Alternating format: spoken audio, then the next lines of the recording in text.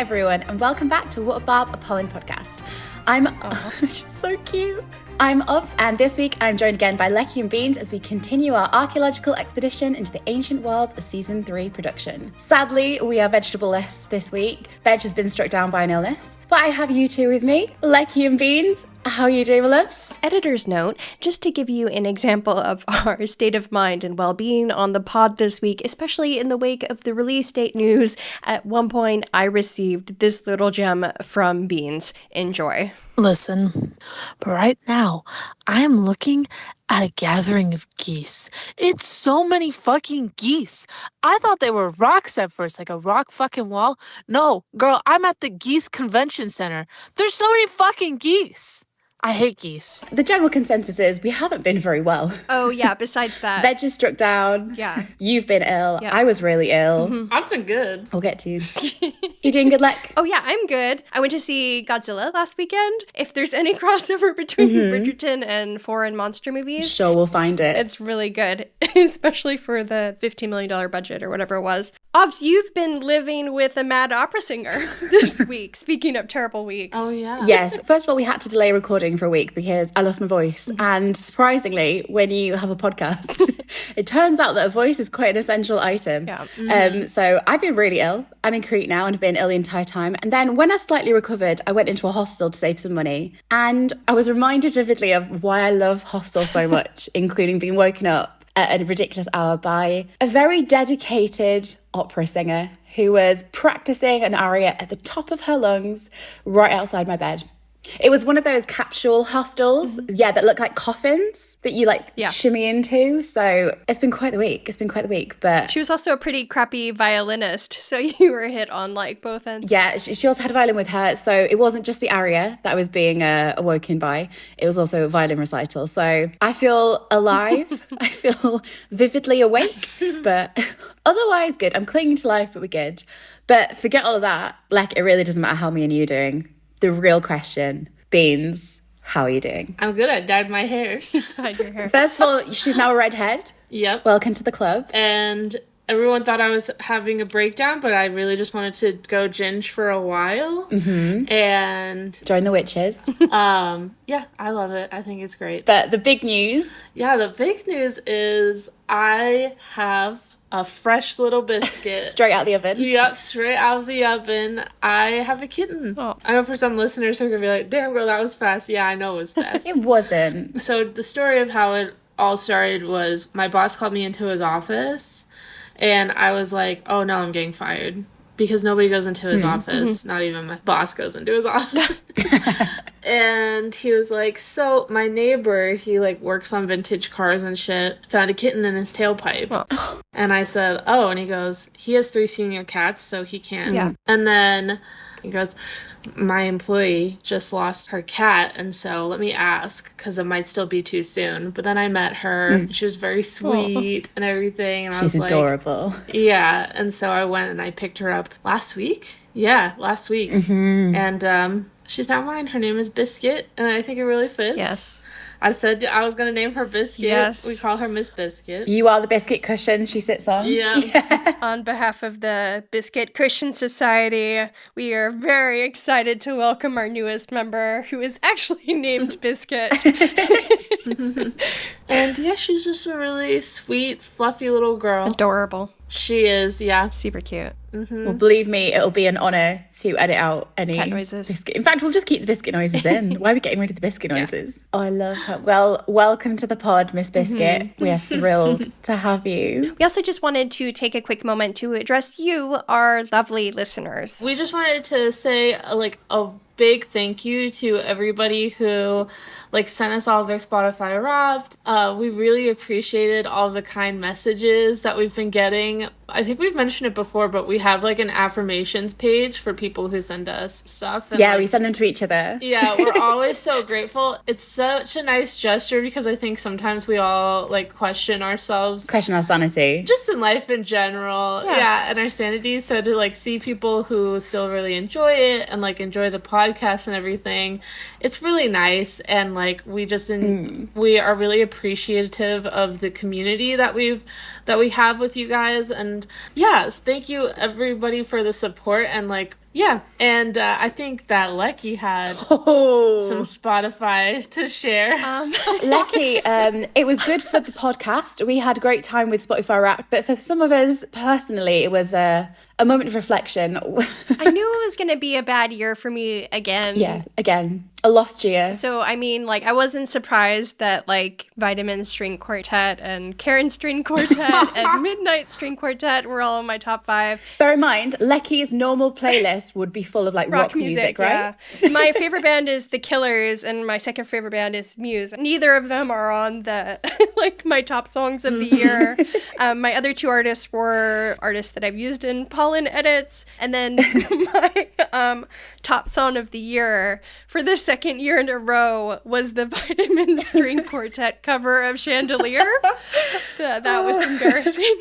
Lecky, if that doesn't get used in season 3, what are you even going to do? I don't know. It's like, the thing is, like, that's not even the song I want to see the most in season 3, but somehow it's just the song I've listened to the most for 2 years straight. So thank you, Vitamin String Quartet, for your cover of Chandelier. It's a bop. Highly recommend it. Oh, well, thank you, Spotify Wrapped, for the joys. Thank you to all our listeners. We love having you join us. But shall we get on with the episode and see what breaking crumbs we've got for this week before we jump in? Mm-hmm. Yeah.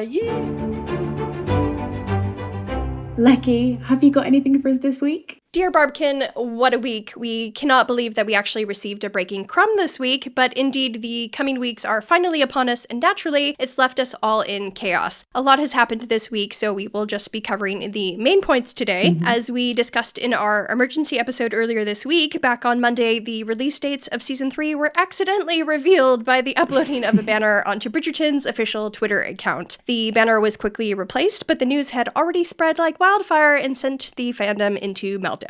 The very next day, we were suddenly hit by an official announcement from Netflix and Shondaland with a compilation video confirming that season 3 will in fact be released in 2 parts. Part 1 will air on Thursday the 16th of May, and part 2 is airing on Thursday the 13th of June. Our thoughts are with all the HR departments across the world who are suddenly dealing with an influx of annual leave requests across those dates. In addition to the compilation video, Shondaland released another video, this time featuring messages from the creative team, including Shonda Rhimes, Julia Quinn, who appeared to be on a cruise, showrunner Jess Brownell, and Tom Verica. A fan on Twitter also noticed that Tom appeared to be on the Bridgerton set, so perhaps they are in pre-production mode. Both videos were widely reshared by the cast and crew, including the show's intimacy coordinator, Lizzie Talbot, who added the caption, "May and June 2024 are looking extra hot next year. This is going to be a crackling season." Nicola added the comment, "Broken furniture ahoy," with Lizzie replying, "Commitment to the cause." Director Billy Woodruff also chimed in, sparking usual spiraling from Polin fans and old but new crumbs that we shall discuss later. Elsewhere, the Netflix press release confirmed the season would be ultra sexy and lavish. Mm-hmm. The announcement was also accompanied by news articles from both Shondaland and Tudum. The Shondaland article in particular caught our eye as there seemed to be a few new crumbs regarding the season 3 synopsis, including the line, "Bridgerton's 3rd season is going to be a thrilling ride of love, betrayal, friendship, and honor." And at the center of it all, Polin. The words betrayal and honor are definitely new and jumped out at us right away. The existing synopsis was also revamped a little, including a line where Penelope was described as Colin's oldest best friend, his pen.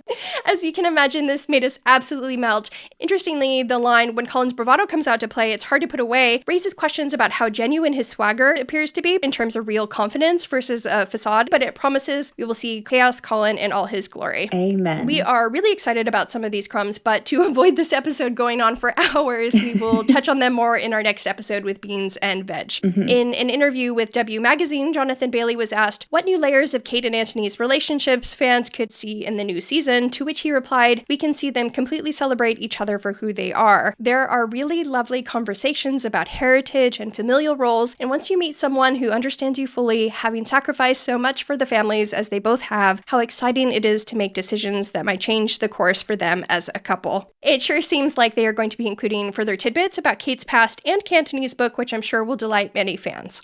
On Friday, the official Bridgerton social media accounts announced a season 1 rewatch beginning on December 17th. They will be revisiting an episode a day, finishing the rewatch on Christmas Eve. Of course, this has fans wondering whether this is building up to some kind of announcement on Christmas Day. If we thought we would get this Christmas off from conning, we certainly thought wrong. Lucky you went for another Polin rewatch. No. We barely made through the first one. And I don't know if I'll make it through the Christmas Day announcement either. If you could just delay it a couple days until I'm not with family, that'd be great.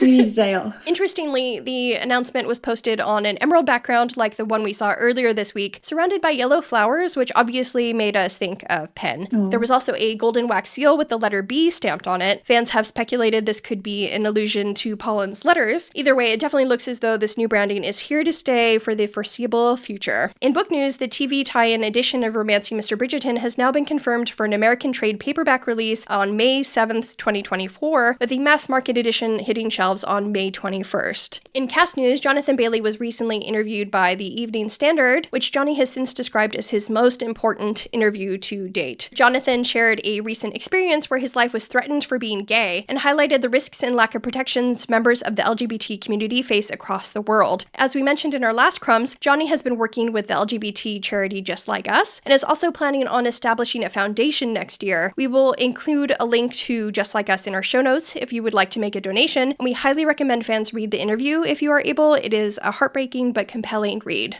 Nicola will also be volunteering at the Choose Love London store on the 18th of December. The exact timings are still to be confirmed, so keep an eye out if you're interested in learning more. We will also post a link to Choose Love if you would like to donate there too. All in all, we have received a slew of crumbs this week, some of which we just don't have time to cover today, but there's just one more tasting morsel I'd like to touch on. Bridgerton has done another collaboration, this time with Williams Sonoma. We may touch on this again later, but there is an advent calendar-esque 8-day countdown tea and gift set that I just have to mention. The little door for day 6 features a picture of cake and the quote, "Cake is something one never really outgrows," which just screams Colin. And just to clarify, I don't necessarily think this is show dialogue, but it's just very Colin coded. And day 8, my friends, is, quote, "There was a bee who fell in love with a flower." My God, that just tugs on the heartstrings, doesn't it? My word. I mean, an 8-day countdown is an interesting one. I suppose right in time for your season 1 rewatch.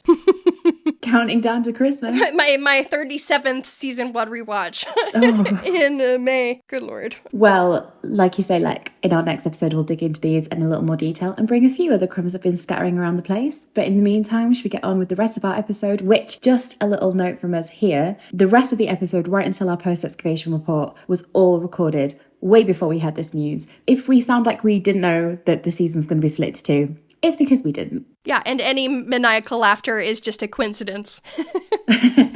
But shall we get on? Let's go. Thank you for those, but now let's get started. Last week, we continued our Crumbs expedition, our endless mission to uncover everything we can about season 3. So in our last episode, if you remember, we were looking at block 1 of filming. So that's the filming that took place for episodes 1 and episodes 2 of season 3. We really jumped back into the archive, dug up every single crumb we could find from filming, anything that would give us a hint about the storylines for season 3. Lecky and I, we put together an imaginative guess of the synopsis for episodes 1 and 2. Yeah. But this week, we'll be continuing our Crumbs quest. So, Beans, what exactly will we be covering today? So, today we will be looking at block 2 of filming. So, what we believe to be episodes 3 and 4 of season 3 by our estimations, which definitely could be wrong. We think this covers the time from around August the 22nd to October the 28th of 2022. How many years ago was that? We also 42 years. We also believe these episodes were directed by Andrew On, with cinematography by Diana Olifarova. We also suspect that Block 2 covered a longer period of time than some of the other blocks, because this is when they filmed a lot of promos, such as the This Morning segment that we saw on accident that's now locked in the vaults of hell. Almost a year ago. Coming soon, it said. Back in January. It's been 12 months, babes. And they held several special promotional events, such as inviting influencers to set. There was also, I think, a straight week where only like core cast was on the set filming. And this is when I thought that Phoebe was going to be in season 3 too, because Phoebe's makeup artist was there, but the same makeup artist also works with Simone Ashley. So, yeah. But yeah, their Makes like sense. personal makeup artists were on set as well. So that's how we knew. As an aside, a friend of ours speculated that they might actually air the This Morning feature on January 9th or whatever it was next year. And I was thinking, what a horror to have to wait an entire year to see something we've kind of already seen. But even worse, I don't think we're going to get it on January 9th, so it's going to be over a year. So that's great. Yeah. I don't think we're ever going to see that footage. I think it's been I too don't long. think we are either. Coming soon into the abyss. Yeah, so I think that we're probably never going to see the This Morning footage, unfortunately, or they're going to edit it in some type of way, or they're just going to bring Alison Hammond back to be like, recreate this same She can go to the season 4 set instead. Yeah. We will cover that in block 4, but thank God it was leaked. Yeah. So, as always, everything we say in these episodes is pure speculation, and we could be very, very wrong on everything from dates, locations, potential story beats, theories, and most of all, our interpretation of Crumbs. So, after saying all of that, shall we jump in?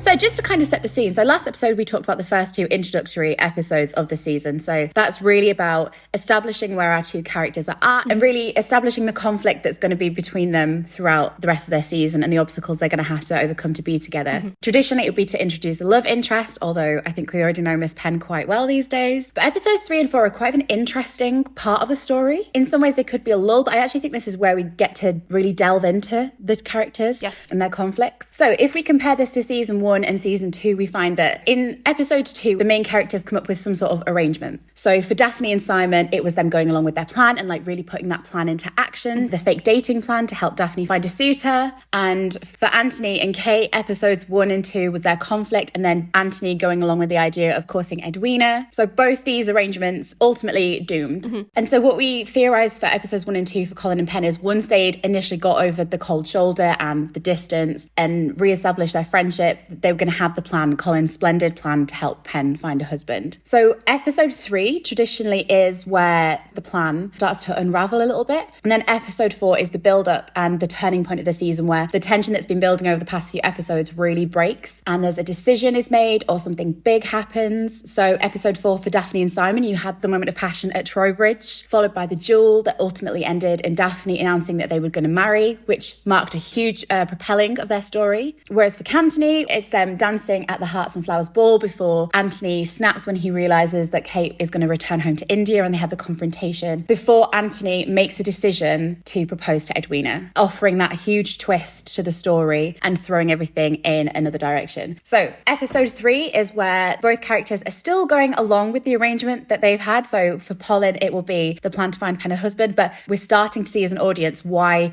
their arrangement, why Colin's splendid plan is ultimately doomed. Right. But they're still almost caught in the plan and can't quite get themselves out of it. So the tension is building. So what we'll be covering in this episode is those tense moments. And we're going to be trying to see if we can figure out any of the scenes, and then stick around for our post-excavation report. Lecky and I will be back in the lab trying to piece together our predictions for episodes 3 and 4. Clowning as always, yeah. We think it's a lab, it's actually a circus tent. So to kick things off, although our focus this week is on block 2, I first wanted us to sweep up an old crumb that technically should have been included last week for block 1, episodes 1 and 2, but could also be relevant for these next 2 episodes 3 and 4. We just kind of forgot to include it. Yeah. So we're going to include it now. So on the 14th of August, just as block 1 was wrapping up and preparation was underway for block 2, Nicola made a very interesting Instagram post to her stories where she shared the song Like Real People Do by Hosier. Nick would actually go on to share this song again later in filming in block 4, but it definitely grabbed our attention back the first time she posted in August of 2022. Now, of course, Nicola might have just been sharing a song she liked, But it did seem suspicious, especially when we looked at the lyrics. I will not ask you where you came from. I will not ask and neither should you. Honey, just put your sweet lips on my lips. We should just kiss like real people do. So a lot of fans at the time suspected this could be a hint at what they were filming. As we'll see throughout this episode and future episodes, during production, Nicola did do this quite a few times where she'd try and reach out to us with little hints, which we adore her for. Thank you so much for keeping us going, Nick. But when she shared this song, many suspected that they could be filming the first kiss. So for the sake of this episode, get your clown noses fully on. Let's assume that this actually was a hint. Let's run with it. Does this mean that the first kiss happens in episode 1 or 2? Or could Nicola have been hinting at future episodes? When do you think that first kiss is going to be? I think it could go 2 ways. I think we could have a kiss at the end of episode 2, then there's a fallout. And then they're still following like she's going to court somebody, whatever. The plan. It's had that fatal moment where it's not going to work. I could see like her and Debling continuing to get along after all of this and Colin like getting jealous. Yeah. I could see it happening in episode 2, but I could also see it maybe happening in the middle of episode 3. And then the second half, the latter half of episode 3 is just both of those two dealing with whatever just happened and then it getting amped up by something happening. And episode 4 is just like this fucking clusterfuck. Yeah. I think that's where I'm on. Yeah, I think I'm with the latter. But yeah, I think that maybe this was a hint that the first kiss was being discussed around this time. It's definitely possible the kiss occurs in episode 2, but that seems a bit early in my opinion. I think that episode 3 is when the plan really starts to fall apart for Polin and when they are most likely to have their first kiss is being said. So maybe the actress did like a table read for block 2 around this time. So they were doing the table read for episodes 3 and 4 around mid-August and the first kiss was on Nick's mind is what I was maybe thinking. I have no proof, but... Lecky, we theorized last week that there was going to be an incident in episode 2 that was going to cause Colin to glitch, not fully break, but to have the first glitch. I mean, could that be the first kiss? I think it's too early as well. I think it's too early. And we have the Moonlight Polin still from Tudum, where people have speculated that's a kiss. I don't think so. I think on the pod we've discussed it. That's maybe a near kiss or a moment of extreme tension between them. I think it's a near kiss. I think that the regular kiss is just going to happen in the afternoon. I know that's very much like the books. Yeah, so I think it's episode 3 where they're still trying to go along with it, but it's falling apart. And it could be in another lesson that they're having. Beans, as you were saying, if Penn is getting closer to Debling, not romantically in her heart, but their courtship is progressing or his interest in her is ramping up, then she might turn around and be like, what do I do now that I have a suitor? Yeah. What's the next step? And then we get the potential, I need to know how to kiss, or what do we do now? And then they have that moment where they kiss. Or desperate chaos Colin suggest the kiss. Or he suggests the kiss as a, surely you need to learn how to do this. But yeah, I think we're all on board with that one. But to really kick things off for the next block of filming, channeling Damien from Mean Girls, Nicola posted an image on Instagram of herself in a hoodie and sunglasses, along with the caption, I know a lot of you would love some behind the scenes from Bridgerton season 3, but I am sworn to secrecy with Netflix, so I can't share anything yet. But here is me as Damien from Mean Girls, which I hope will tide you over while we wait for Polin. Sadly, not much has changed since then. But we appreciate you for trying, Nick. And as we'll see, she did get some crumbs to us one way or another. But not to fear, because it wasn't very long before we received our first actual filming crumbs from this block over an old familiar haunt. In early September, our favourite romp romance noticed that a crew member had posted about a night shoot taking place at Hatfield House. Beans, can you remind us why the name sounds so familiar? Especially to a podcast called What a Barb? Yes. Well, first of all, I did see your tweet, Romp Romance. I might reach out to you. We'll see. I'm going to play coy. I'm going to play hard to get. We're grateful for you, though, Romp Romance. Always grateful for you, girl. You got a sharp eye, sharp wit. I'm a big fan. Mwah, mwah. Anyway, so this location has been used in Bridgerton before. It's both the location for the Trowbridge Ball in season 1, episode 4, as well as the Gentlemen's Club that also appeared in season 1. They could be using it as a brand new location, possibly for a ball. We don't think it would be used again for the Gentlemen's Club, as Colin will probably spend most of his time at Will's bar. Yeah. And the What a Barb scene happens there. Penelope, what's a Barb? What's a Barb?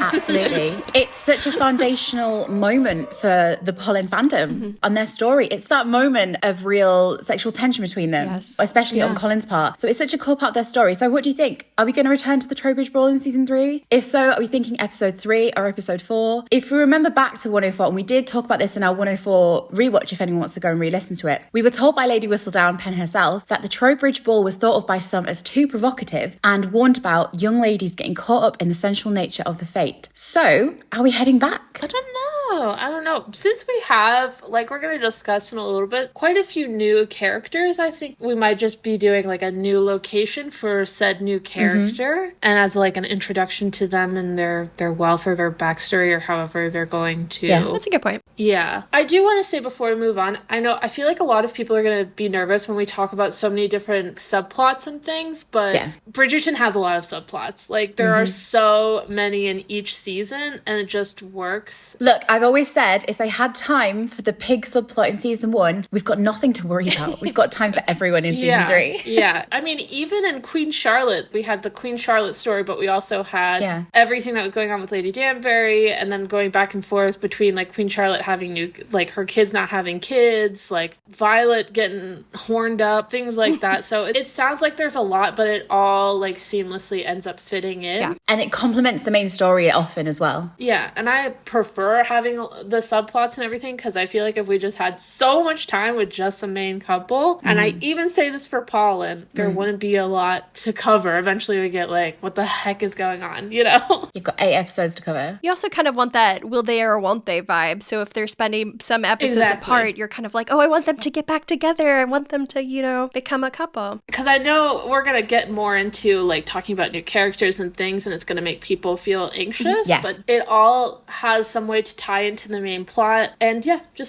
it'll be good. It'll be good. Yeah. But Lecky, do you want to revisit Trowbridge? Yes. So we touched on this in our rewatch of 104, but it looks like they had a lighting rig and other equipment set up outside Hatfield as well, which could mean that an outdoor scene was also filmed there. And if you recall from season 1, Simon and Daphne also shot a scene in the gardens. Yes. But I personally hope that they return to the Trowbridge Ball, home of the infamous What a Barb scene, because it would bring Pollin's relationship almost full circle. I would love to see a new take on the What a Barb scene, one where Penn inadvertently drives Colin crazy. Yes. And then while it's nice to see new locations in the show, revisiting places like Hatfield, either the interior or the exterior of the location, could make the world of the show feel more real, in my opinion. Polin is also kind of unique in terms of the show because they are the only couple who have had seasons on screen before their season. So narratively, they have this kind of unique opportunity to revisit or play around with previous story beats like the Trowbridge Ball. And I just love, again, the idea of them taking us back to a significant Polin setting and moment, because in season 1, we first saw a glimpse of Polin's sexual chemistry during the Trowbridge Ball. So to see that again in season 3, where they're more likely to actually act on their feelings, would be so exciting. As for whether it's episode 3 or 4, I have no idea. If I had to speculate, it could be really interesting if that's maybe one of the reasons Colin follows Penn out of a ball, because they have like a moment of intense sexual chemistry in episode 4. But I would take either. Chaos Colin in full force. This could be the moment he breaks, right? This could be when he interrupts a dance or he acts out at the ball and annoys Penn. This could be where Penn finally breaks and confronts Colin about why he's acting so erratic. And it could also be the ball where she sneaks out and he follows her because, like you said, he's got it in his mind. And in the book, he was so focused when he was following Penelope in the carriage on the idea that Beans has touched on before, that he might be thinking she's going to see someone. Because that's the thought that he has in the book, right? And then he goes and it's the Lady Whistledown reveal, but he's in such a different headspace. And I think that would be really fun after he's been so riled by watching her with Debling. If he's in that frame of mind, and then he's totally blindsided. The new reveal. By the Whistledown reveal. Unless he already knows, which is a theory that we've seen bandied around. On the 15th of September, the Bridgerton social media accounts posted the Shall We Dance clip to their Instagram and Twitter. They did this quite a few times during production, which was so exciting. They would repurpose old scenes with interesting little captions that were little tidbits. So on this caption, it was Miss Penelope Featherington may have rejected Mr. Colin Bridgerton's invitation to dance in seasons past, but something tells me she will get another chance. And Nick added the comment, we've come a long way, Luke Newton. I remember this caption really reinforced the idea that Penn will reject a dance from Colin at some point in season season 3, although we've never received any proof. Every Polin fan somehow convinced themselves that Penn would snub Colin in this manner and refer to him as Mr. Bridgerton at some point. But this seems like something that is more likely to occur back in episode 1. But this was kind of like a nice little hint that there might be a moment where Penn rejects Colin again. Although I don't think this post is relevant to the episodes we're covering today, I do think it's funny to touch on how, like you said, how we all think Penn will call him Mr. Bridgerton, and we have no evidence for that. But I would argue we are correct with this guess, because after all, his book is called Romancing Mr. Bridgerton. It's right there in the title. It's the easiest way to drive him insane. So the unread letters, the jury's out on them, but I think we're good with the Mr. Bridgertons. But back to business, because on the 18th of September, thereabout, we got our next set of filming leaks that make quite the interesting viewing. Beans, where are we? So these are a set of leaks that came out of Paynes Hill Park, and we think they were filming for about a week or so here. I will say, shout out to the on-scene medic because they spilled the beans every time. Literally. They're like, oh, we're on set for this period piece here. Just, make sure nobody passes out. Making sure nobody does. Yep. It has been used on the show before, notably in season 1, episode 2, where Simon and Daphne promenade and other members of the Ton picnic. The landmark White Bridge can also be seen in the scene between Penn and Portia when Penn asks if she may promenade Vesuvius. And who do we think was on set at Paynes Hill? Nicola posted on Insta about early morning shoots, and based off of what co-stars were posting, we believe Luke, James Foon, who plays Harry Dankworth, Sam Phillips, who plays Devling, and Bessie Carter, who plays Prudence, and others were also on set. So, Beans, you were saying that Paynes Hill's previously been used for the promenade, the picnic scenes. It likely doubles as Hyde Park and other promenade locations in Mayfair. Do we think they were filming similar scenes for season 3?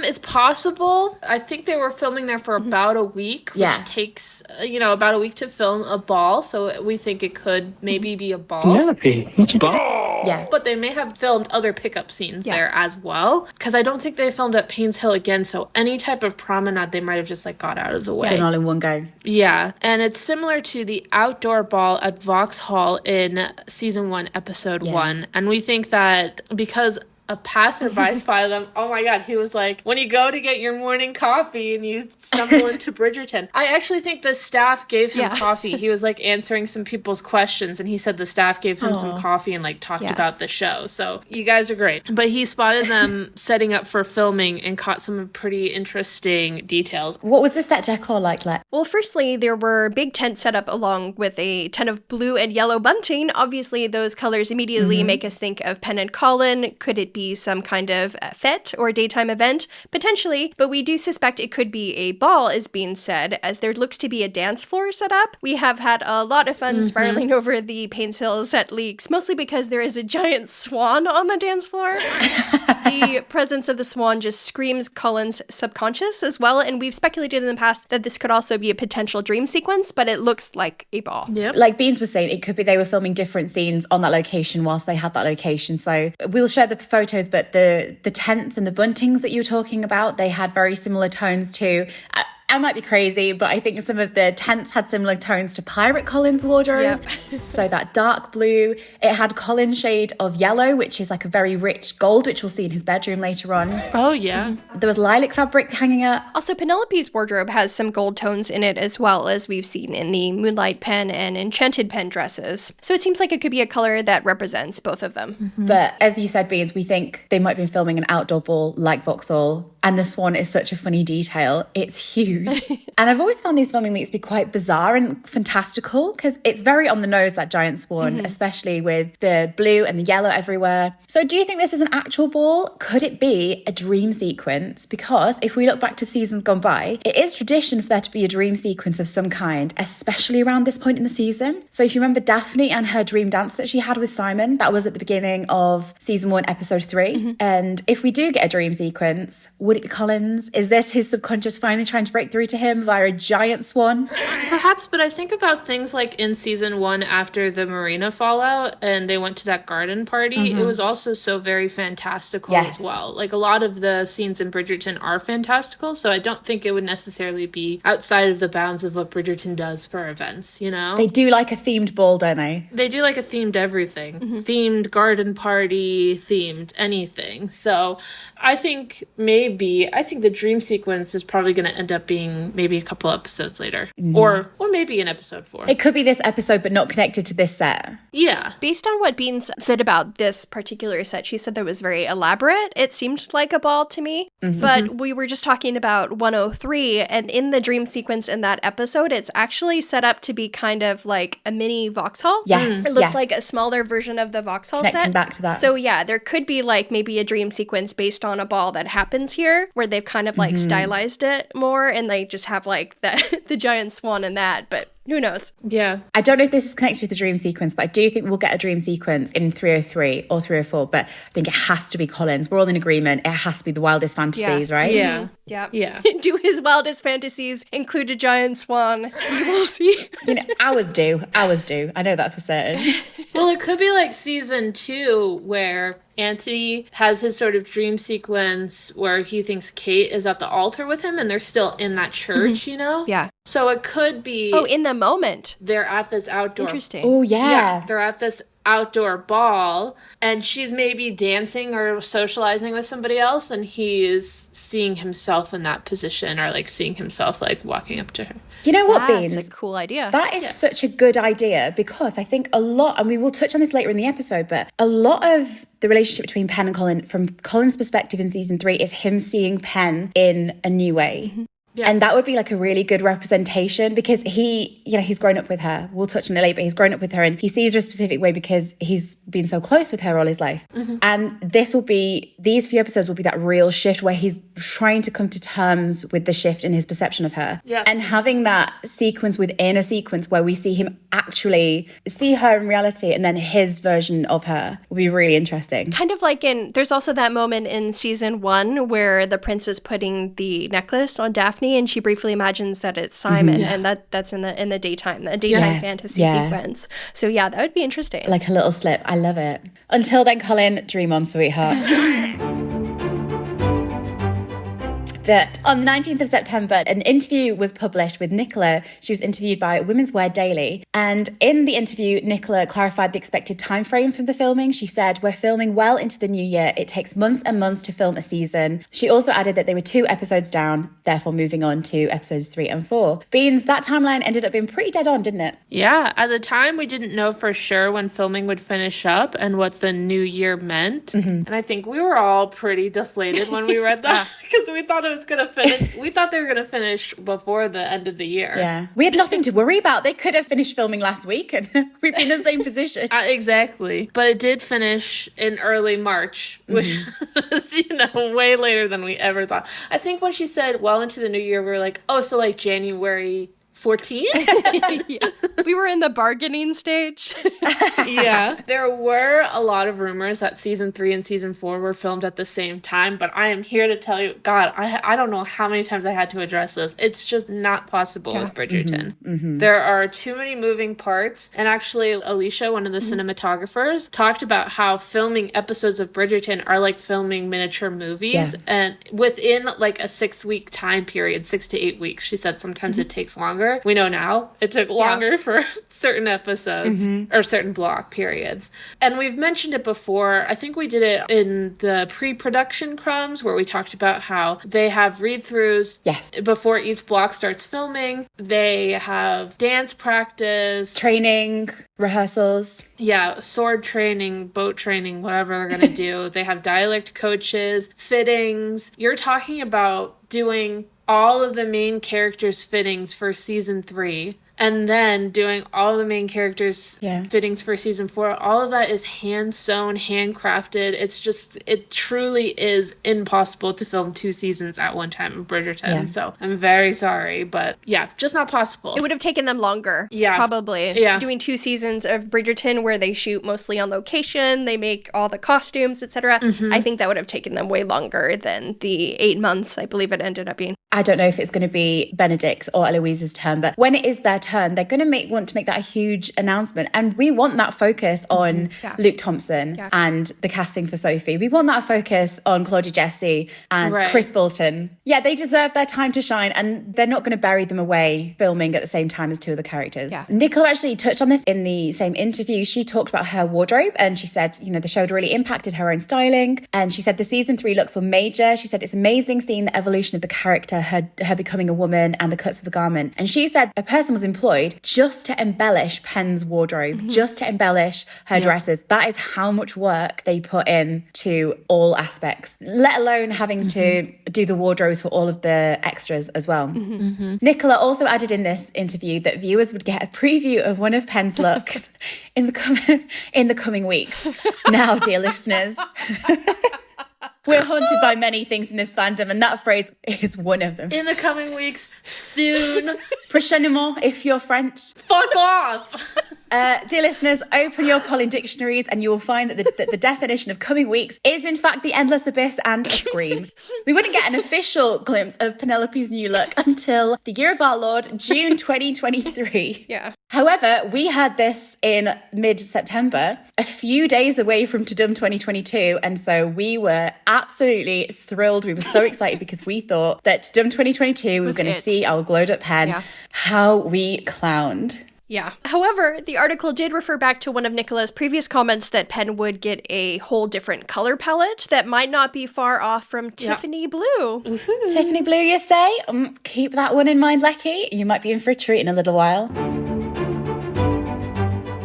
But skipping ahead a few days, Nicola posted a photo from set of 2 boom mics with a cartoon sticker of Penelope on one and Colin on the other. It's a drawing of the famous Vauxhall scene where Colin reaches out to take Penn's hand with the caption, "Think it's safe to say the Bridgerton sound crew are Team Polin." So we were thrilled at this, but what was most interesting about this photo was that behind the boom mic, we could see a little glimpse of the set. So there was a corner of a painting and the walls of a room were visible. How we tried to figure this one out. Now, in an attempt to figure out which location this was from, the fans were trying everything, and if you remember, we tried to figure out which painting was visible. Yeah. Do you know how many times I had to search some sort of combination of painting, white horse, red saddle, man on ground, man off horse, man on hill?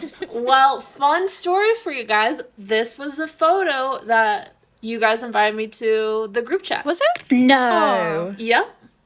I posted the photo and I was breaking it down and I was like, I think it might be in the Bridgerton house. And then Oz invited me into the chat and was just like, you were so close. We were waiting for you to guess it. And then we just thought we needed to tell you. And that's how this is the photo that got me invited into the chat. Beans, I'd been in love with you for a very long time. Yeah, same. At that point. I was going to get you into that chat through any means possible.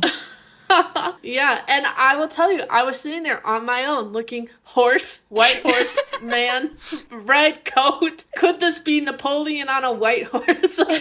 I will say, we've done this type of search so many different times during production, it's embarrassing. Yeah. My search history is a shocker. We had the reinforcements, we had Beans on the task, and together we figured out that this is a painting called The Grey Horse from the 1600s. We looked into this because we thought if this painting currently resides in an actual stately home in England, we can figure out what the location and we can try and guess at the story beat that this is representing. Yeah. But it turns out that this painting is, God, we're suddenly an art history podcast. The things we do in the off-season. But it turns out that this painting is actually, the original is actually held at the main museum in the Netherlands in Amsterdam. So this is a reproduction, which hints that this is more likely to be a studio set than it would be an actual location, because a real location would have real paintings, whereas in a studio, they're more likely to set dress it with reproductions. So, Lecky, where could we possibly be? So we gave up on the painting. So from the white trim in the picture, we were able to identify this as Colin's bedroom. If you take a look at his room in 107, the white trim on the walls matches the one seen in the photo. Colin's bedroom, also the Bridgerton main drawing room, right? Yeah, they redress it, don't they? But the walls in this photo are a golden yellow, which kind of indicates that this is, in fact, Colin's bedroom. If you remember, his bedroom walls have a very distinctive yellow shade. We're in Bridgerton House, the gorgeous blue palette, Wedgwood blue everywhere, head to toe. This is blue, this is blue, this is blue. You walk into Colin's bedroom, you open that door, and it's yellow everywhere. He's got the yellow sheets, the yellow curtains, and the walls are yellow. If we go into Colin's bedroom, which again, pure clowning, it might just be like the Featherington scullery or something, we don't know. The other half of the room is just filled with potatoes. Yeah. They're like, it's a reproduction of a painting, just chuck it downstairs. So we have seen Colin's bedroom, as you said, Lecky, but we have never seen this painting in Colin's bedroom. We only saw a certain side of Colin's bedroom when Daphne was in there with him. Yeah. So it's possible that this painting is on the other side of Colin's bedroom that we haven't seen before, aka where his bed is. But if our speculation is right, it means that Pen is in Colin's room in episode 3 or episode 4. Now, I have a theory as to what the scene is, but I'm going to hold it for a little bit later in the episode. But what are you thinking? Do you think this is first kiss territory? Yeah, I do. Yeah. Okay, we'll hold that thought. But for now, Veg is sadly not with us. I mean, she's not dead. She's just not feeling too great. She's with fever. But I believe that this counts as a pollen sighting. I'm taking this. Lecky, can you step in? You can be any vegetable you like. I mean, I think you have to be cauliflower. If you know, you know. Let us know, how are they looking? So it appears to be Throwback Thursday in Mayfair as Pen and Colin are recycling their outfits from Vauxhall. These season 1 outfits apparently have stuck with them, as well as to these boom mics, as they are in fact stickers rather than their 3-dimensional selves. Look, we know they were in the room, so it counts as a sighting for me. Yeah. But we will hold that thought. We will come back to this a little bit later on. But now, are you ready, guys? We have to go back to a happy memory, a simpler time, a joyous occasion. Jesus Christ, I feel like I've aged 15 years. The day that unified a fandom, the day that filled us with joy, it is Tudum 2022. Now, to save us the absolute terror of this day, we did actually fully recap this Tudum. We have to label them now. This is Tudum 2022. We did recap this properly in What a Tudum episode way back in June, but we're going to look today at the crumbs that we learned from Tudum, because you know what? We didn't get a clip and we didn't get much, but we actually did get a few interesting tidbits that I think sometimes get a little bit lost because we were so deeply traumatized by Tudum. You know, the day continues to haunt us. So, speaking of being haunted, we had sibling portraits. No offense, Newts, but that painting of Claudia Jessie continues to be my sleep paralysis demon a whole year and a half later. Somebody on the sub, described it as their sleep paralysis demon, and that's kind of stuck with us. You know, I have a lot of sleep paralysis, as you know, and this Features regularly. This is the demon that sits on my wall and speaks to me in the middle of the night. Yeah, exactly. We're good friends. Also, we are dying to know who won this in a competition. Yes. Please, if you won this, please get in touch. We beg of you. What did you do with the painting? Oh my God, yeah. We would love to do a full interview with you. Has the painting spoke to you? Has your life improved or worsened since you've taken the painting into your home? Just curious. Has it brought you joy? Did you Marie Kondo it? Luke, we say it with the greatest affection. You're an artist. There's no doubt. But during the sibling portraits, we did learn a few interesting crumbs. First of all, Luke Newton asked Claudia Jessie what it was that really hurt Eloise so much about finding out that Penelope is Lady Whistledown. And Claudia said it's... The lies. She said, the lies. It's probably slightly humiliating because she will now look back at the time when she'd been on those mad quests and altercations with the Queen, and Penelope saw all of it. But interestingly for us, Claudia asked Luke the question of why can't Colin see that Penelope is his true love match? And Luke Newton said, because they met when they were so young in the cutest way possible. once again, where do you think these people are from? Because they met when they were so young in the cutest way possible. You go Northern, you go like Varley. Because they met when they were so young in the cutest way possible. That's Mrs. Varley for sure. Thank you, Mrs. Varley. If you couldn't quite interpret that incredible accent, I'm speechless, to be honest. Luke said, because they met when they were so young in the cutest way possible. When I was reading the book, it's such a lovely story, the way they met. I think there's a lot going on that he can't really see what's right in front of him. Aw, typical man. We've touched on this before, but based on Luke's quote from the painting segment where he indicated that Colin can't see Penelope as a romantic prospect because they met when they were so young, it's given us hope that Polin meet much earlier than they do in the books. Mm-hmm. We talked about dream sequences earlier, but what about flashbacks? Because that can sometimes be episode 3, episode 4 territory. After all, 203 was all about Anthony's flashbacks. And it seems to be that this is where it falls within the season. So once we've had a couple of episodes really spending time with the leads and learning about their characters and seeing how they tick, that it's then in these episodes that we start digging into why they are the way they are and what has made them the characters that we've just spent 2 episodes with. Yeah. So for Anthony, that question was why he was so afraid to love. And it was so deeply connected with his fear of loss and his experience of loss. And for Colin, I think the question we need to really get to the bottom of is the one that Claudia asked Newts, actually. Yes. Why can't he see that Penelope is his true love match? And I think that could be answered by a flashback in these episodes. Because a lot of that is what Luke was saying. He can't see it because they met when they were so young. And there's a block when it comes to Penelope that he just can't quite get past. And I think as an audience, we're going to see that happen. We're going to see him try to grapple with it. And I think we need to understand where it comes from. So I think that a flashback to their meet cute at this point in the season would be really, really helpful. I also think his hint that they were so young is a little bit of a hint to how it's going to be in the show, because in the book, they weren't actually that young. The timeline's all very different. Yeah. Like Colin was 21, Penn was nearly 16. So it would be true for the show though, because Penn and Colin in the show have known each other forever. So a meet cute would be a throwback. So I think I'm going to blow your tits out the water. Do it. Not really. I think that they should go completely opposite of the other seasons, and they should do one in episode 2. I feel like at the end of episode 1, Colin's going to suggest that he helps Penn out with courting. And then at the beginning of episode 2, we see another time when Colin helped out Penn as a kid. Ooh, because it's a savior complex, which we'll touch on. Yes. Yeah. And then we go into full season 2. I think they should do that. Like you're about to burst. Okay, yeah, sorry. So we were just talking in Crumbs last week about the glimpse of the script that the Hungarian dubbing actress. It sounds like people are playing a game of catch in that little script. Yeah. And to me, that just screams children. And I feel like the setup of children playing catch is setting up at some point Colin's horse maybe being spooked and that interaction, that meet cute with Penelope. So I think that flashback might be in 302. Also, that's a good point, because we were just saying about how the first 2 episodes are getting to know the characters, and a lot of that for season 1 and season 2 was we needed to learn about Simon. Well, in season 1 we needed to learn about both of the leads because they're brand new to us, but in season 2 we knew Anthony, we knew a bit about how he ticked, but we didn't know Kate. We'd not ever seen her. She was a new character, whereas Penn and Colin, we've been with them for 2 seasons already. We're already a little bit ahead of establishing who they are and where they are in their relationship at that time, so it would make sense for these story beats to maybe come a little bit earlier for their characters.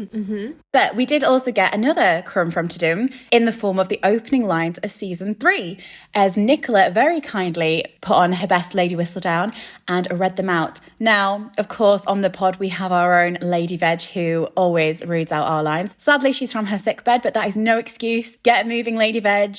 Get out of your bed and give us the opening lines of season 3. Dearest gentle reader, we've been apart for far too long. At last, London's smart set has made its return, and so too has this author. As the season begins, the question on everyone's minds is, of course, which newly minted debutante will shine the brightest? The crop this year appears to be rather dazzling indeed. Unfortunately, not every young lady can attract the light. So I have some new thoughts on this based on the Happy Planner quotes and phrases that we've seen recently. The phrase, not every young lady can attract the light. It made me think that maybe she can't attract the light, but she can generate it within herself, that she can shine from within, as some of those quotes from the Happy Planner. Yes, she is the light. So I wonder if that is another little tidbit that we can glean something from. I love that idea. And these are the opening lines, and I think we were trying to get into Penelope's mindset of how she's going to be at the beginning of season 3. And I don't know that we can find too much out from these, because Nicola said before that Penelope is going to be bitter at the beginning of season 3. So I'd love to know. And there is a cynicism that is very traditionally Lady Whistledown, but this could really be about her own self-reflection. And not every young lady can attract the light. And her arc will be about her, like you say, Lecky, learning that she is the light and that she can command the light and step into the sunlight, as is a recurring theme. And also, as part of Tudum, we saw, as we touched on earlier, the painting of the sleep paralysis demon, but we also had a lovely little portrait of Colin. So the color scheme of painting Colin's wardrobe matches what we've seen in previous leaks. He's wearing a dark blue jacket, brown pants, and a brown cravat. He also appears to be horizontal and reclining under a giant flower, perhaps practicing pollinating for future episodes. You know what? We pull out the crumbs wherever we can. Luke's outfit was very Colin coded though, so I can't disagree with you there.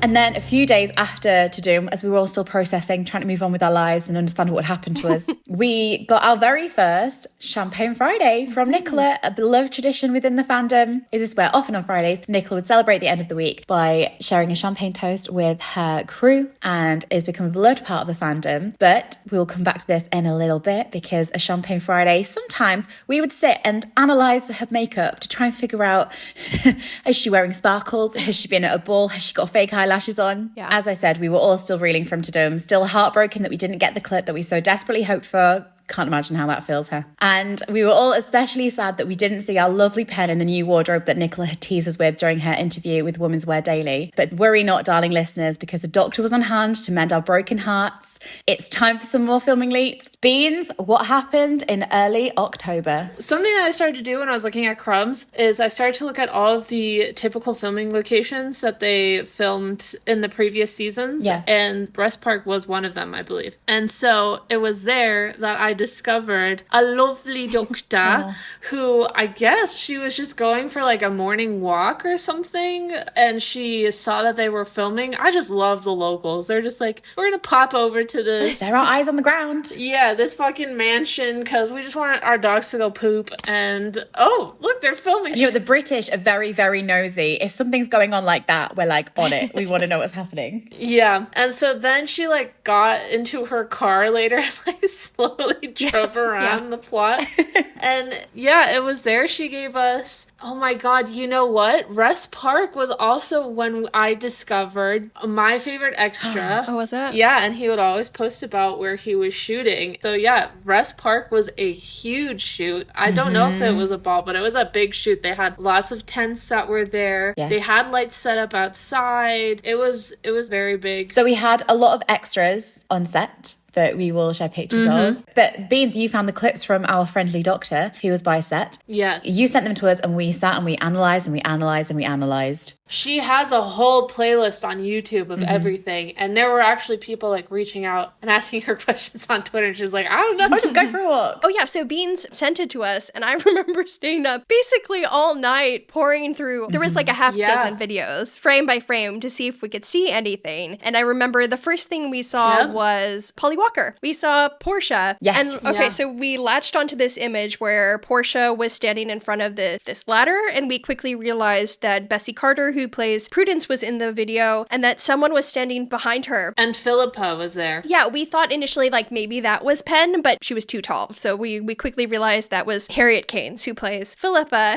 And we were looking for Penn, and we couldn't find her until finally I was like, I think I was trying to look at something behind Nicola, and I said, oh, look at the little girl in the blue cloak. And Obs was like, Penelope is the little girl in the blue cloak. And that's how we realized we've got our first glimpse of Penn's glow up. So just so you guys know, what a Barb listeners, Lecky and Obs were the first people to identify Blue Pen, as we call her. Penn on Rest We were Park. trying to wake you up. Yeah, Beans went to sleep, and we didn't want to post without her. And so we waited until morning. Yeah. And I was like, just do it. I don't care. You guys found her. I did not. I was asleep. We were excited. If you haven't seen it, we'll also share the video as well, because a lot of people couldn't really tell it was Penn from the pictures themselves. Yeah, they're blurry, obviously. But in the video, you can see a hair and makeup artist tucking a curl behind Nicola's ear, so you can kind of see where she is and you know, how she's standing. Yeah, we'll point it out to you. And what was so exciting about these leaks is that we believe this was the first ever glimpse of glowed up Penn. We had been searching for, we'd been hoping, we'd so hoped that Tudum we'd see a glimpse of her. We have to say she's blurry. But Lecky, how is she looking? So Blue Penn is dressed in a gorgeous, dare we say, Bridgerton blue dress. The dress appears to have an ombre effect, becoming what looks like an almost pinkish color near the hem, although it's difficult to tell because it is a bit blurry as per usual. Some also believe this is an off-the-shoulder dress. As far as her hair goes, unlike Portia and Prudence, who are depicted wearing updos, Penn has very soft waves here, and we can see that one of the hair and makeup artists is gently tucking one of her waves behind her ear in the footage, as I mentioned. And she also appears to be wearing some sort of headband, although we can't make out much about it. The softness is very reminiscent of Window Pen, Moonlight Pen from Tudum 2023. Yes. Those really loose, very soft curls. And for those of us who are missing our leading man, well, a leading man, we can also see a teensy glimpse of who we suspect to be Laura Debling standing just behind Penn. Another hair and makeup artist appears to be styling someone with blondish hair, and we think it's Debling. Yes, this is very contentious because a lot of people, and I think we had a debate about it, whether it was Debling or not. And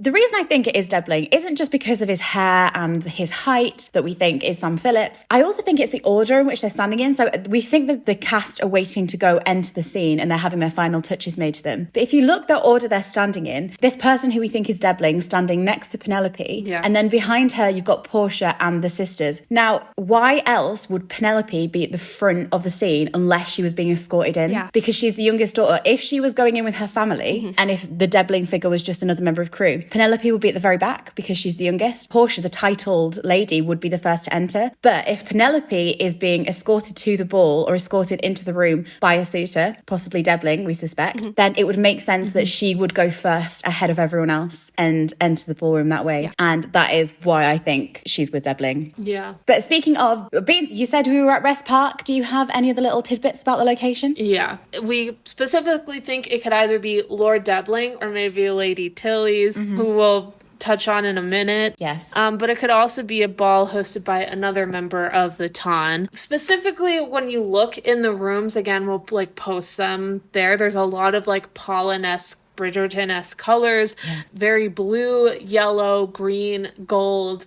And there were lights that were pointing into specific rooms outside of Rest Park. And one fan figured out the setup of Rest Park and potentially where those rooms were and the locations of those rooms. So we'll post the rooms that we believe that they were using. And they're very, very Colin coded. One of them, it's like a green library. One was a green and gold library, and the other was a blue and yellow drawing room. So Very Polin coded. very Polin. I think this could be a ball where Penn is with Debling. She's being escorted into the ball by Debling. You know, maybe her heart's not in it, but she's already in deep. And Colin is insane at this point. I think he has gone full on chaos because, I mean, imagine it. She is dressed in Bridgerton blue. Yeah, exactly. She's dressed in his family colours. And in his brain, he's like, wife.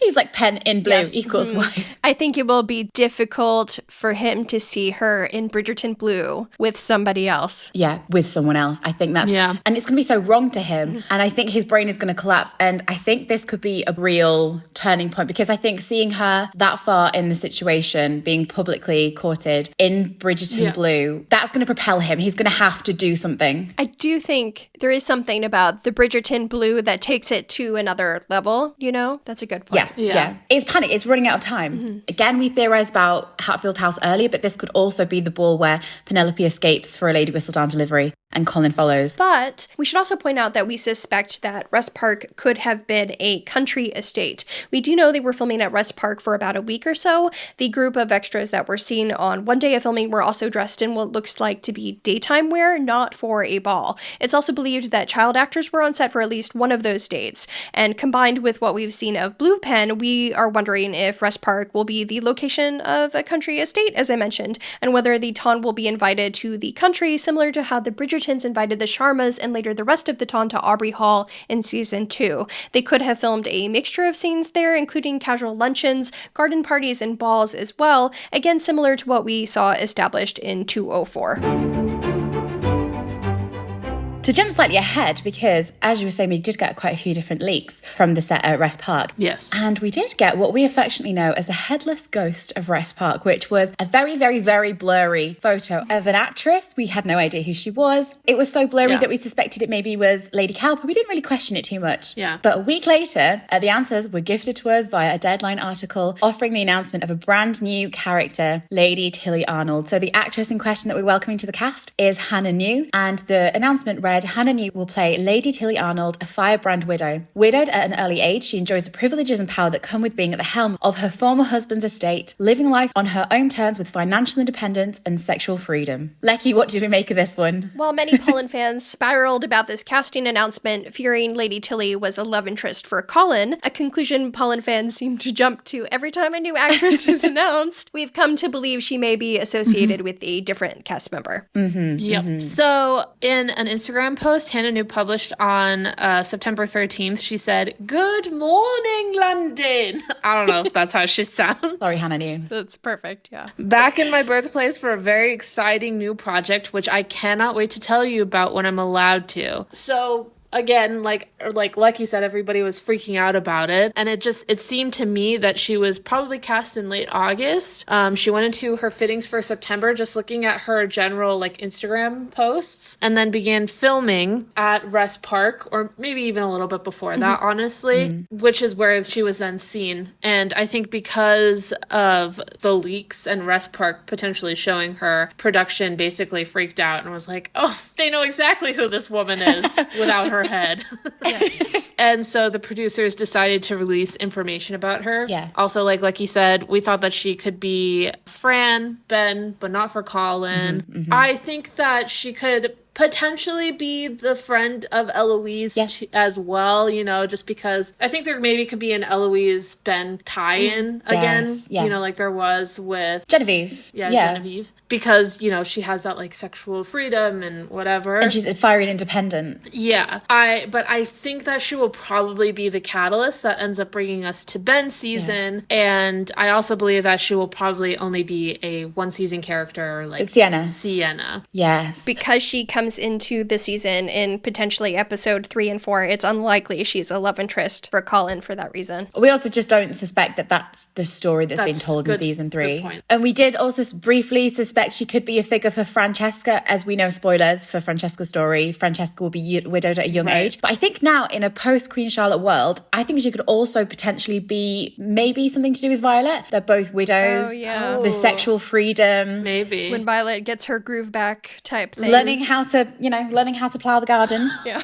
Maybe she'll tie in all of those characters at once. Like she'll be this just... Yeah, she could. She could. Just stirring the pot. I think we've even theorized before that she could be a villain. Yeah, she'll be like a lover to Ben. Mentor for Eloise. And an inspiration for Violet. Also, in a way, a mentor. Yeah, an inspiration. Good job. An inspiration for Violet. Oh, God, that's so twisted. That's like, look, I'm screwing your son. This should inspire you.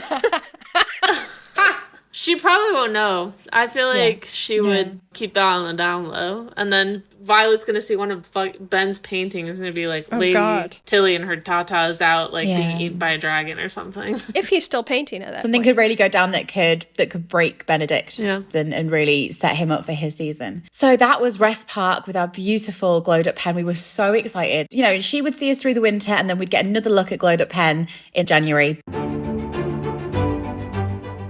A few days later, Bridgerton on their Instagram posted a photo of Colin at Mondrich's bar with the caption, "Mr. Colin Bridgerton, do share what it is you were reading. The subject matter looks rather interesting." Luke Newton, really understanding his character as we so deeply appreciated last season, commented, "The dessert menu, of course." I mean, that's our boy, isn't it? So this got people spiraling a little bit, as everything does, because everyone was starting to wonder whether this was an allusion to writer Colin. So if you read the books, you know that writing is a huge passion of Colin's and it's something that Penelope discovers about him. Yeah. And we were all kind of speculating whether this was alluding to that. And I just wanted to bring this up here because earlier on we were talking about the scene in Colin's bedroom and we were speculating about what that could be because we knew Penelope. If that was Colin's bedroom, we thought Penelope would be on set there. So my theory is this. Could that scene that they were filming be the scene where Penelope finds Colin's journals in his bedroom if they are going down the writer Colin track, which I really hope. As a story beat, imagine if it comes in episode 3 or 4. So if maybe Penelope has gone to see him and she's in his bed, she's wandered into his bedroom and he's left it unattended and she finds his journals that he's been writing in. And then they have a similar scene to they do in the book where he's really upset at her for reading. And then she wounds him. People have questioned this scene because in the show, we know that Penelope has read his writing. And it's like, why would Colin be mad at Penelope finding him writing? But if if we think about where this could come in episode 3 or 4, if it did happen here, Colin would be at his most vulnerable state and he'd be at his most insecure because of the suitors. I think we were talking last week about the way that Debling sounds like he could be a foil to Colin and make Colin really feel vulnerable about what he feels as if he can't offer Penelope without a title, without wealth, without accomplishments and purpose. And so if Penelope found his journal at this point, he would feel very vulnerable, and it would make more sense why he had this reaction that he does in the book, which is again stemming from his vulnerability. We've also, I think we talked about this, about that if Penn doesn't return his letters, he might turn to journaling, to writing, to kind of process his feelings. Because he needs to channel that. And upon returning to Mayfair, he may continue that practice and try to kind of work through his feelings by writing them out. Oh, because if he can't write to Penn anymore and he's writing in his journals and he's writing about not being able to speak to her. Yes. At this point, if she's still with Debling and Colin isn't supposed to be interested in Penelope because that's not what his splendid plan was. Yeah. And if Penn starts reading and sees him writing about her, that's where his panic is going to come from as she's reading it, 'cause it's so vulnerable. Yeah. And it's the vulnerability that he thinks isn't going to happen anymore. He can't be with her. But I think if writer Colin is going to happen and we're going to get this scene for the books, I think it's going to fall within these episodes. But a few days later, Lecky, what new crumb did we get? Every Polin fan rejoiced each Friday awaiting a new Champagne Friday post from Nicola. It helped keep our spirits up and reminded us that shooting was still underway. But this particular Champagne Friday was significant because it also gave us a glimpse of a Penn wig. Dun dun dun, Penn sighting. How is she looking? Penn's wig is rocking soft, romantic curls and very on-brand butterfly clips. Real Penn is also sporting some glittery eyeshadow. While the glittery eyeshadow doesn't seem to match, the butterfly clips that Penn is wearing seem very similar to the ones that Enchanted Penn is wearing in the This Morning leaks. So it's possible that Nick and Luke were filming a different scene that day, but the wig pictured behind Nick was worn in the This Morning feature, which we suspect may have been filmed at some point in episode 3 or 4. So if you're not familiar with This Morning leaks, we talked about them earlier in the episode and we will talk about them more in a future episode, but these were the leaks from January of this year where it was a trailer for Accidental Promotion that was released in the UK that offered a couple of glimpses of the characters and it got us all very, very excited. But as like you were saying, the hair seems to match, and we do believe that at this time, Beans, I think you said at the beginning of the episode, during this block a lot of promo was filmed that was going to be filmed and then put in the can and saved for an eventual day that they'd be released to the general public. Soon.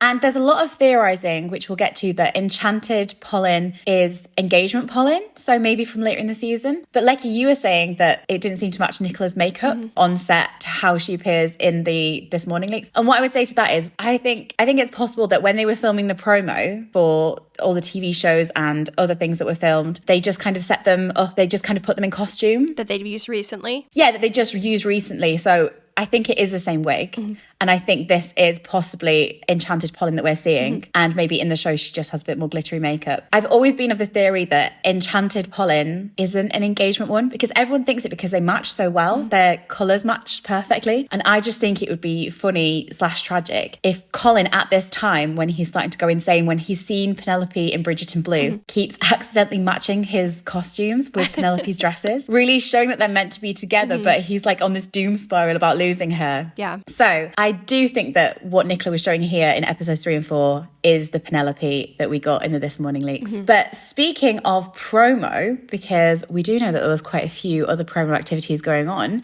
what else was kicking off around this time? So Beans touched on this earlier, but around this time, a group of influencers were also invited to set. And one of the gifts that the influencers received during their visit was a fake dance card labeled First Ball of the Season with the year 1815 printed on it. This confirmed our suspicions that there is not a time jump next season, as some people have speculated in the past. And then a few days later, on the 18th of October, an article was released by Entertainment Weekly about Inside Bridgerton that was about to be published a week or two later. So this was a book that really delved into the behind the scenes of how this first and second season were made. We actually reference this book a lot in our episodes. Often when we're quoting from cast and crew about the creative process, we're referencing this book. But this article did reveal a few key points about Colin's character, and it was a discussion between Betsy and Shonda Rhimes, some of the creative forces behind the show. And they were really talking about Colin's character. And we have touched on these points before, but they were talking a lot about Colin's savior complex and his relationship with the Featherington family. And Shonda said he really is in love with the idea of doing the right thing more than the right thing itself, but I do love him for it. This fixation on honour, I think it's very interesting. Just as an editor's note, the new plot synopsis that was released also kind of hints at this fixation with honour for Colin, really hinting that that's significant in the season. She also said that Colin is a curious person and he feels that his answers are out there somewhere, which is why you sense his pushing and pulling and ultimately confusion. He's in a tough spot being the third son. In a world where you only need an heir and a spare, Colin doesn't know where he fits and he's constantly looking to transform himself. And Betsy elaborated on this idea that he needs to be a saviour, to be gallant. I don't know if that's a reverberation from being too young to do anything to help his dad or his mum, but he has a strong instinct to rescue the damsel in distress. There's something poetic about the fact that his heroics are always kept in secret. He is saving the Featheringtons, but the feat depends on nobody ever finding out about it. Yet that is the central theme of Bridgerton. There are no secrets of the Tons. And this was how the article was kind of posited. This was the Colin that we're going to find at the beginning of season 3 and the preoccupations he has. And we were talking earlier about the aspects of his character that we need to delve into in his season to really understand how he ticks. And Beans, you were saying earlier that really ties into this about part of what we need to get from the flashbacks and part of the thing we need to get from our time spent with Colin is understanding where this complex comes from, where he needs to be a saviour and to help. And Hal always ends up channeling through the bloody Featherington family. Yes. Mm-hmm. As I've said, we talk about Inside Bridgerton quite a lot on the show, but Lecky, this came with a very, very funny little season 3. I'd say crumb, I'd say clowning. What were we all doing with this article? I'm staying out of it. What did some people do with this article?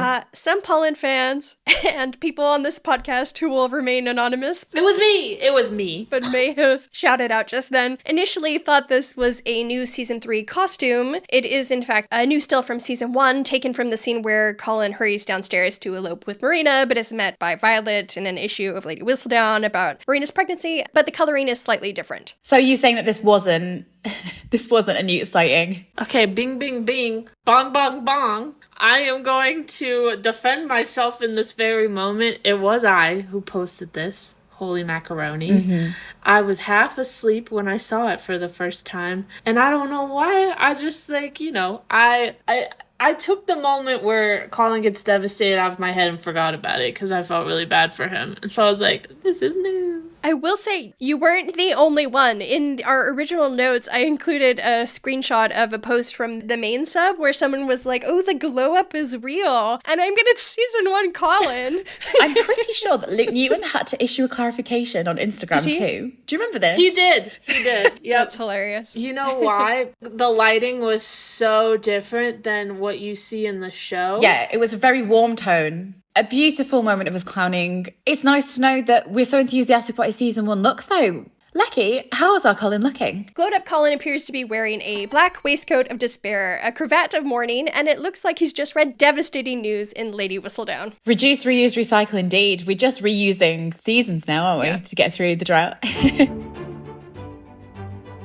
On the same day, now this is another one for the clown nose. Like, if you've got yours to hand, put it on. Clowning edition. Because our wonderful choreographer, Jack Murphy, made a post on Instagram that once again could have been nothing, but we take everything and we run with it. Lecky, take us through what we're talking about. So on this same date, choreographer Jack Murphy also posted a seemingly innocuous illustration of a couple dancing outside. The couple is comprised of what look like fallen leaves and are also surrounded by leaves. The illustration definitely gives off Berkeley Square vibes. Also, the caption is alfresco tango, hinting at an outdoor dance. There's no proof whatsoever that they did film this book scene at the time, but I would like to believe that they did, and that unlike the book, Penn and Colin actually end up dancing. This scenario is so cinematic that I would be surprised if they didn't include it, and purely based on this little post from Jack Murphy, I think they filmed it in block 2. I am so, you know I love the Berkeley Square scene anyway, but I am so down at this being a hint to it. And it would make sense for me for the Berkeley Square dance to come at this point in the story as well. Because it's lighthearted. Maybe episode 3, I'd say, because it's a lighthearted moment that is tinged with like a bittersweet tone to it as well. Yeah. And I think for the Colin and Penn that in episode 3 that are still in the plan, they're still going along with it, but we can tell it's not going to work, and we can tell that in their heart they kind of know it's wrong. But it's this moment where they're drawn to one another despite themselves. Yes. And for a moment, everything else falls away, and it's just Pen and Colin together, dancing as they always do, before the realization that they're growing up and they're growing apart because, you know, of someone's splendid plan. And again, that lightheartedness as well. It's very rom-com in a way if you play it a certain way. Yeah, I agree with you because I feel like the tone is going to get a lot darker in episode 4 and a lot more dramatic. Yeah. So I think in 3, having this kind of moment of this light romantic moment, like you said, that's kind of tinged with this bittersweet undertone to it, I think would be perfect.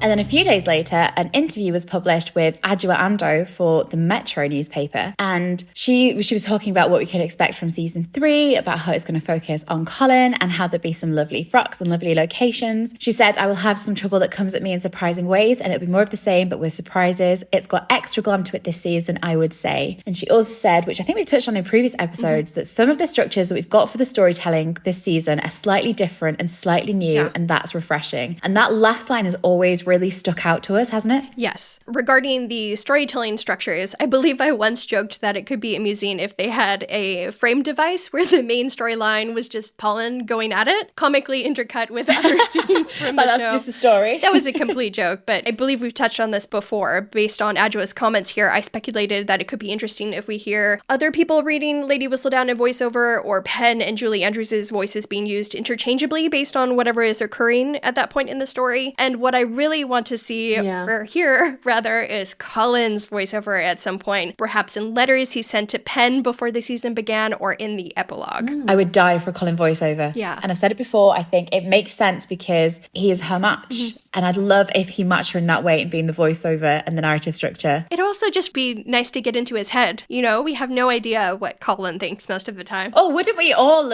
We've spent the past 24 episodes trying to get into his bloody head, Lecky. It would be really cute if he did the epilogue and gives the home speech. Oh.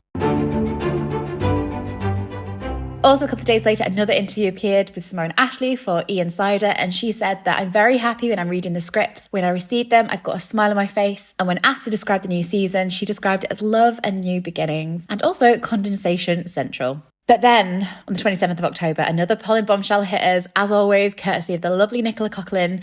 Lecky, take us through what happened on this momentous day. On October 27th, Nicola posted the Carriage story heard around the world, and the Polin subreddit immediately jumped into crazy mode. Well, everyone did, but we were on the Polin subreddit. So. And many others tried to discern if Nick had actually posted a picture of something, not just a blank screen. So when increasing the exposure of this story, some slightly compelling, I don't know if compelling is the right word exactly, but some blobs emerged. And of course, many Polin fans immediately decided it was the interior of the carriage. One member of the subreddit speculated that you could possibly see a distorted image of Luke's profile looking out the carriage window. Other hilarious comments included, the sub is slowly wrecking my eyesight, we're all spiraling to the center of the earth and we don't even care, and so I'm staring and staring and staring and all I see is the Babadook. I will say I am very much someone that sits on the side of skepticism. I mean, I have to. I was a resident. Yeah, you are our skeptic. Our voice of reason, as always. Yeah. I personally think she just, put the screen up. She did what I did when I want to, be sassy, but realize I'm in a public space and don't want to, expose people I'm, working with or something. Where you just take it and you put it down on your leg. I think she just did that. But Lecky, this was no ordinary black screen, was it? With potential doom Colin as a blob. What was at the bottom of that story? A very cute little emoji of a carriage, and I believe the wheels were moving. I think it was a little moving GIF, right? You know what? There aren't many carriage emojis on Instagram. I have since downloaded this emoji and I used it in a little crack video. So although we believe the carriage will be blue, this carriage is a little cheeky red, perhaps for passion, with orange rims on the wheels, perhaps a nod to the Featherington citrus palette. Inside the carriage, which may or may not be pictured in this black photo, and assuming Luke Newton is in fact in this photo, which he most likely isn't, we have a nice side profile of Colin with vacant holes where his eyes should appear, perhaps staring into the abyss thinking about losing Pen to other suitors after they've been going at it in the carriage. As we've mentioned previously, there appears to be some height to his hair, judging by the darker black blob sticking out of maybe Colin's scalp, and perhaps Pen has tousled his hair a bit. It remains to be seen, but you likely won't be seeing anything if you study this picture. I'm on the Beans carriage here. Yeah. I think there's nothing in that black photo. I agree. We wanted to read something into it, so we just grasped at any straw. Of course we did. We were so desperate. Yeah. Whether it was the inside of the carriage or not, this story was Nicola reaching out and letting us know via a tiny little carriage emoji that they were in fact filming the carriage scene. And obviously this sent us into absolute delirium. The carriage always gets us. We also suspect that this week, the last week of the block, was a closed set, meaning that the extras, dancers, and other crew were sent on their break, leaving only essential crew required for a closed set, aka the filming of an intimate scene. Previous leads have spoken before about how this is usually the process for scenes of this nature. Yeah, so that would make sense when you consider Nicola's post about the carriage. So it's pretty solid confirmation that the carriage scene was being filmed around this time. If our dates are correct, which they might not be, so, just bear that in mind. It means that the carriage is in episode 4, do we think? We've theorised about this. We've thought that maybe the Lady Whistledown reveal will be at the end of episode 4 and the carriage would be in episode 5, but this could be episode 4. It aligns with it. Or potentially had they ended the block and were using this as a private week with a closed set to prep for episode 5 and film the initial opening scenes of the carriage. What do you think? When are we getting the carriage? End of episode 4. Are you thinking end of episode 4, that's the break, that he discovers her, they're in the carriage? Okay, I think at least they're going to start macking it, and then we'll finish it at the beginning of episode 5. Yeah. Or like the rejection. Lecky, what do you think? I'm torn. I feel like this sequence at least starts at the end of episode 4, but I don't know if we'll see the full extent of it, like the full, all the way to the proposal in episode 4. Yeah, I think it's going to be wham, bam, thank you, ma'am, at the beginning of episode 5. It could be, do you know, in season 2, at the end of episode 7, you have that scene at the end and they do show that. Right. And then the tragedy the next morning. Next morning. So this could be that they're together in the carriage and then the next episode picks up with the aftermath of that. So Penn running out of the carriage or rejecting him or the next day or something like that. Yeah. I don't know. I see it both ways. Yeah. But that pretty much brings us to an end because on the 28th of October, possibly to mark the end of Block 2 filming, Nicola posted a photo of herself and Lake Newton between the trailers on set with the caption, "We've been busy." How are they looking, Lecky? Colin is repping Ireland with a Guinness t-shirt, perhaps thinking about running away with Penn to Gretna Green to marry before taking a honeymoon in Ireland. Only joking. This is obviously our lovely Nick and Newts popping in to say hi, and this photo made fans very happy. I love Nicola's outfit here. It's super cute. We did love any tiny glimpse of our two leads during filming, so this was a perfect way to round off a busy few months of scattered crumbs and blurry filming leaks. And it's also the perfect way to round off this episode. There we go. Block 2, episodes 3 and 4, done. Beans, you can stay in the tombs, poke around a little bit more. Lecky, I'm kidnapping you. We're off to the lab for our post-excavation report. So, Lecky, I've dragged you back into the lab. Are you ready to dust off our crumbs and piece them together like a smash mosaic so we can come up with something that's completely wrong? Yep. Before we get down to business with episode 3 and episode 4, we do actually have an addendum to our completely clowning, only sort of grounded in reality episode summary for episode 2. We've gone away, we've had a think, we've got a slight amendment to make to last week's episode. After listening to what Bean said earlier in this episode, we now believe that baby Polin will meet in a flashback that we will see in episode 2, and that this flashback will give us the first taste of Colin's hero complex, especially where one Miss Penelope Featherington is concerned. So we've scrapped our ideas that the flashback will be in episodes 3, episodes 4, chuck this onto our previous clowning for the previous 2 episodes. Sound good, Leck? Mm-hmm. So I'll kick things off. Once again, this is just mine and Lecky's. I don't really know if we can call it theorising. Even that seems a bit of a stretch. No. But it's us two. Writing our own season 3, our own version of season 3 that is not remotely anywhere close to reality. It is what it is. Like an obviously AO3 version. Episode 3, titled Possibly Romancing Mr. Bridgerton, because it could be this episode or it could be a later episode. But we're going with it now. So, earlier in our Crumbs discussion, we toyed with whether episode 3 would feature a dream sequence or a flashback to a Polin meet cute. We thought about it a lot since we've recorded that episode, and we now think that Beans' idea about a flashback in episode 2 makes a lot more sense. So that leaves the dream sequence. Now, having thought about it, we do think a dream sequence might appear at some point in episode 3, but we couldn't really decide where. So insert Colin's wildest fantasies somewhere here. Or maybe episode 4, who knows? Definitely not us. Lecky, the summary is off to a flying start already. I will say that we suspect episode 3, but, you know, it could be 4. Who knows? Thrilling content, Lecky. We did warn you last time that our summaries would get more sporadic. Yeah. Moving on though, we find Colin watching Penn and dabbling at a Painshill Park ball and or promenade, who knows, but we see Penn through Colin's eyes and it is clear to us that he is deeply enamoured with his good friend. He speaks with Penn and maybe makes amends for his behaviour at the previous ball, the moment from the Tudum still from 302 that we discussed last week, and a giant swan features heavily throughout, because of course it does. A little while later, Colin sees Penn walking in Grosvenor Square. Don't ask us why, we haven't figured that out. Maybe she's coming back from Whistledown business, but he doesn't know it. But we think he might catching her practicing her dancing for the next ball, or just decides to chaotically ask her to dance. Maybe Penn then makes a quip asking if this is another one of his lessons, and Colin says it is. Lucky, my heart is soaring because the two, in my wildest fantasies, the two are dancing in Grosvenor Square. Although the book scene is Berkeley Square, we think it makes more sense for the show to use Grosvenor Square. But it's a very bittersweet moment as we see the two friends closer than ever, but with an underlying knowledge that they're growing apart as the plan progresses. Fast forward, after a few more society events, maybe promenade or two, Penelope meets Colin for another lesson. Scandalous scandals, we think this might take place in Colin's bedroom. Does Penn sneak in without being noticed? Lucky you sure hope she does. Yep. And at some point, Colin realises he wants to kiss Penelope. Maybe Penn's nervous about the next step in courtship, or the topic of kissing comes up during a lesson, or maybe the two just get caught up in a capital M moment. The jury's still out as to whether Penn asks for the kiss or if Colin asks if he can kiss her, but nonetheless, they kiss. We have a Polin first kiss. It only took us 3 seasons, look. Penn tries to reconcile the moment as Colin helping her out as any good friend would, and not meaning anything by it because he never does he? Meanwhile, Colin's life collapses. He has been well and truly romanced. The Tonda attend a ball where Penelope and her family are escorted by Lord Debling.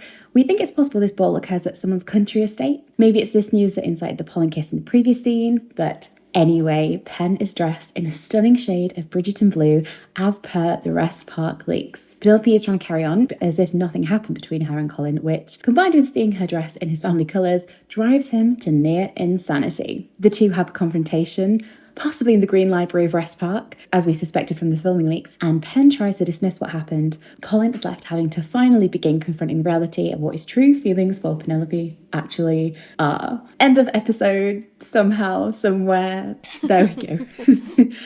Can you do us any better for episode 4? I'll certainly try. So episode 4, tentatively titled Distressing Mr. Bridgerton. So Colin is in a state of chaos after realizing that his feelings for Penelope go beyond friendship and that the warm, fuzzy feeling he has felt in his chest for the past 2 seasons is in fact what is more commonly known as love. Polin fans cheer in elation as Colin finally puts 2 and 2 together. Colin despairs as he finally puts 2 and 2 together. However, Debling's courtship of Penelope continues to become more serious, and Colin realizes he is on the verge of losing her forever. Colin is wrestling with whether to let Penelope find happiness with Debling or whether he should fight for her. Chaos ensues. Colin is chaos. So we think a despondent Penn may then sneak into Colin's room at some point to speak with him, but find that he is not there. What she does find, however, is an open journal detailing his most recent travels. She begins to read, but is startled when an already sensitive Colin enters the room and angrily confronts her about reading his writing. He asks why she is there, and she tells him that she wants to end their lessons. She insinuates that their plan has worked, but we can tell that Penn is clearly feeling too confused by everything that has been going on between them and Colin's erratic behavior. Penelope leaves, but perhaps before she goes, she sadly tells Colin that his writing is beautiful and that he should one day publish his journal.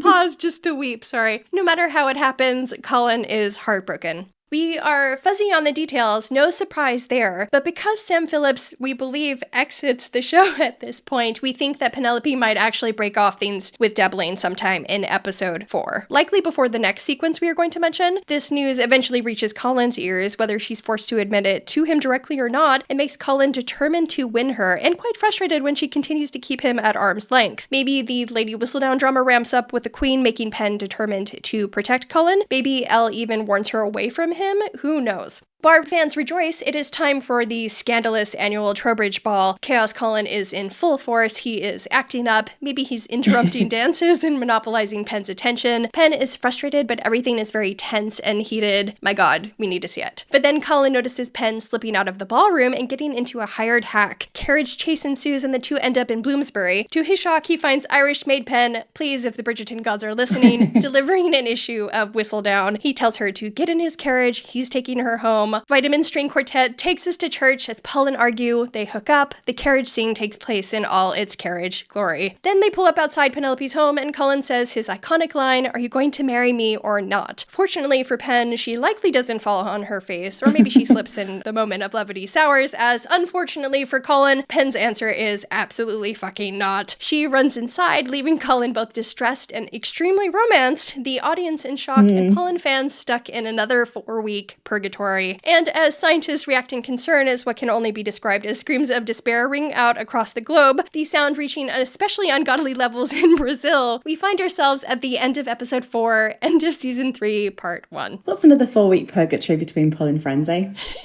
Yeah. Well, Lecky, that is quite the fantastical little adventure we've told ourselves there, isn't it? Yeah. Well done. If you disagree with anything we've said, shockingly, please let us know your theories for all of this. Or if you have a picture of the other side of the photograph of the boom mics that maybe offers more detail about what is happening in Colin's bedroom, we'd love to see it. Well, there you go. There's our version of episode 3 and episode 4. Talk about a tenuous link. But we're going to run with it. We're going to run with it, like. But before we head out of the lab, aka before I leave this hostel kitchen and go to bed at 4 in the morning, that's why I'm whispering. Let's head over to Queen Beans for her to announce how many Bridge of Flares we caught sight of this block. Queen Beans, take it away.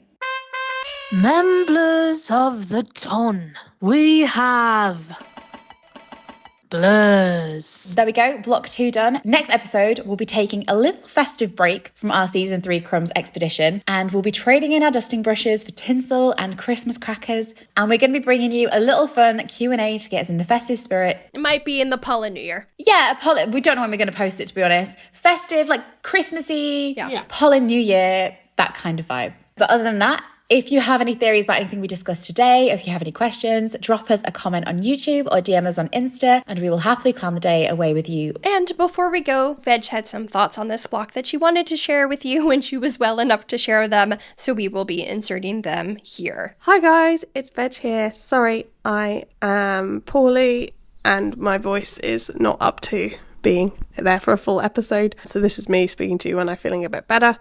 This block of filming was not one that I sort of got to see them do lots of, but it was very exciting. It was really great to hear Nick talking about the style of Penelope in season 3, and it was really exciting to sort of get hints of the different colour palette, the major looks. Very exciting indeed. And then we talked a little bit about Tudum as well, the sibling portraits, the cursed thing that was Tudum. Honestly, had a great time that day, even though we didn't get much, because it was sort of my first time interacting with other pollinators, and when we realised that we weren't getting anything concrete, but I think it was good preparation. If we look back now, it prepared us all. And yeah, this was a great block of filming, and I'm excited to talk about the next one. Happy Champagne Friday, everyone. But in the meantime, where can everyone find us, Lecky? You can find us at What a Barb Pod on Instagram, TikTok, and YouTube. And we don't have Veg here. Beans, can you be a veg?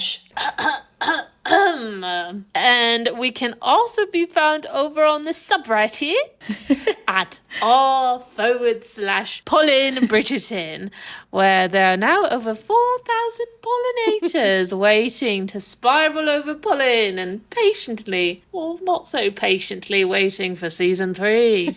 Amazing. Veg, I can only apologise for what's happened in your absence. But there's nothing else for it for Beans to see us out. Stick to what you do best, my darling Beans, and sing us away.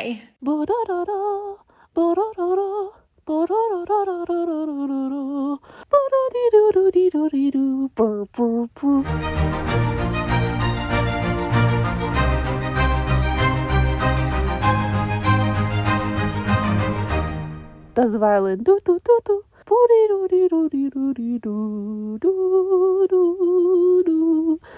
do. A Polin podcast.